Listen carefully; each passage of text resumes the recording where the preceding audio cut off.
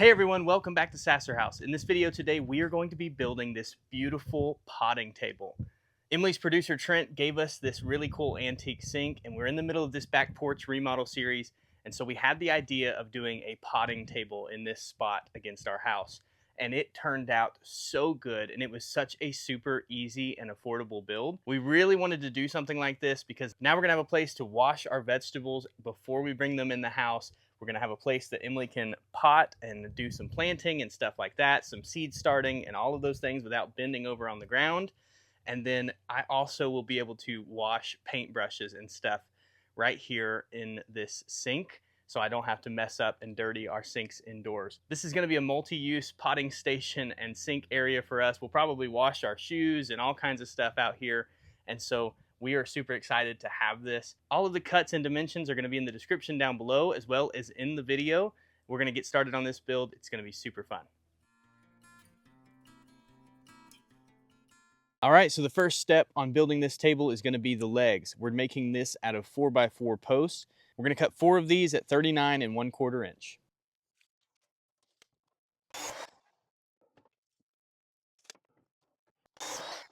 Okay, next we're going to cut 4 2x4s at 33 inches. These are going to be the front and back side horizontal pieces that connect the 4x4 post legs. So there will be one at the top and one at the bottom, which will have a shelf on it, and then same for the back, one at the top and then one at the bottom that will hold the shelf.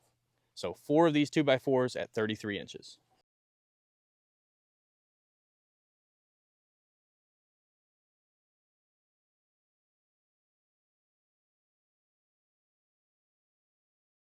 Next will be the side pieces, which will make up the depth of the table. So on the left and the right side, these are going to be made out of 2x4s also, and they will connect from the 4x4 post in the front to the 4x4 post in the back. We're going to cut 4 of these at 9 inches out of a 2x4.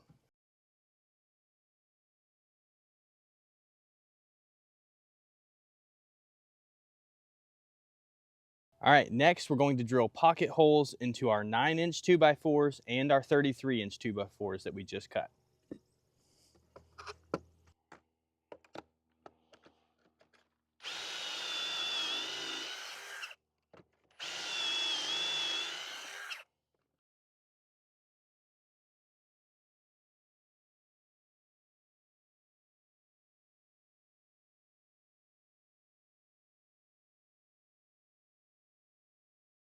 All right, to make the front and back pieces of the table frame, we just took those 33-inch 2x4s and fastened those to the 4x4 post.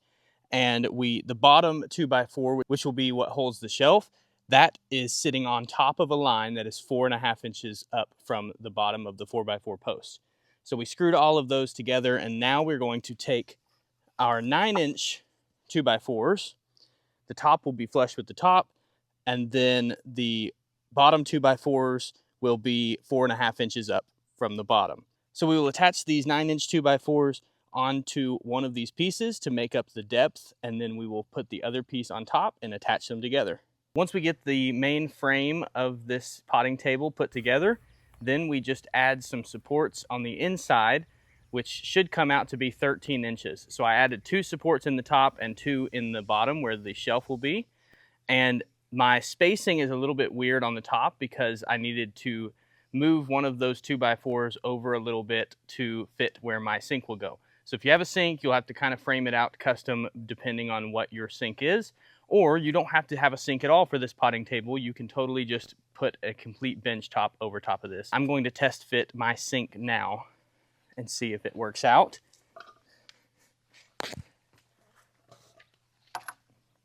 Let's see.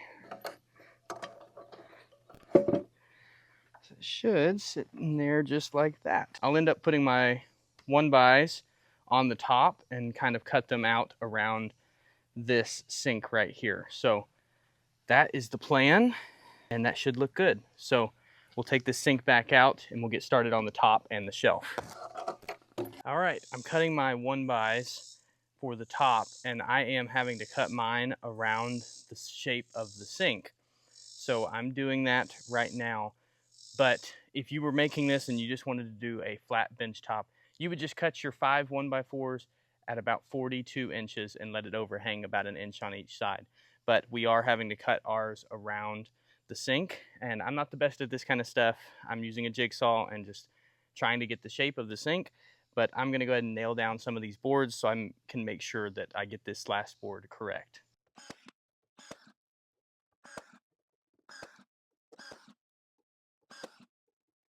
All right, so for the shelf at the bottom, the two 1x3s that go in between the 4x4s at the front and back will be cut at 33 inches. And then there will be two on the inside that will be cut at 40 inches. And then one little rip of 1.75 inches. There's other ways you could do this. If you want to do 0 gaps completely, then you could totally do that. Or what I've got right now, it just was the easiest way to do it. I've got about a 1/4 inch gap between each board. All right, it is getting dark, but I want to explain real quick how I built the top, which these are going to be extra shelves for small pots and different things. So for the top, so these two side boards are 36 inches high. So they're 36 inches long, and I've got them set down 4 inches down the back of the tabletop. So those are 36 inches. Then the boards that go across this way that connect those 36-inch boards are only 32 inches. So those boards are 32 inches and they're Craig jigged together. And then the actual shelf boards are Craig jigged the opposite direction going back into those boards. And those are 39 inches long each. So that's how we built the back, and we've got 2 shelves now. And we may put some little hooks and things for gloves and stuff like that. But overall, I've got it finished before dark. Tomorrow I'll sand it all down and we will stain it and finish it. And then when my dad gets here later on, he will help me install the plumbing to the house. All right, now that the table is all built, I'm going to sand everything down really good with my Ryobi orbital sander. And then I'm doing the same exact finish that I have done on all of the other furniture and things on the back porch remodel series. That is the whitewash covered with the Minwax stain. So the first thing I'm gonna do is basically take some watered down version of this nice cream patio paint that I was using, and I'm going to brush that on and kind of wipe it with a damp rag. And then I will cover that paint wash up with Minwax Early American stain. And it gives it this nice rustic looking driftwood color. I think that it looks really cool. It's unique. I really like all stain better, but stained stuff just really wasn't gonna look right with our brown painted porch. So this is why I'm going with this, but you could paint or stain this in any color that you would like. All right, so the next step is for us to seal everything with some water-based poly. I'm going to do probably 2 or 3 coats on this because it will be outdoors and it's gonna have that sink in there, so it may get wet. And the more of these coats of poly that it has, the more durable that top coat will be. So I'm gonna do probably 3 coats of this, and I'm gonna lightly sand with 400 grit sandpaper in between each coat.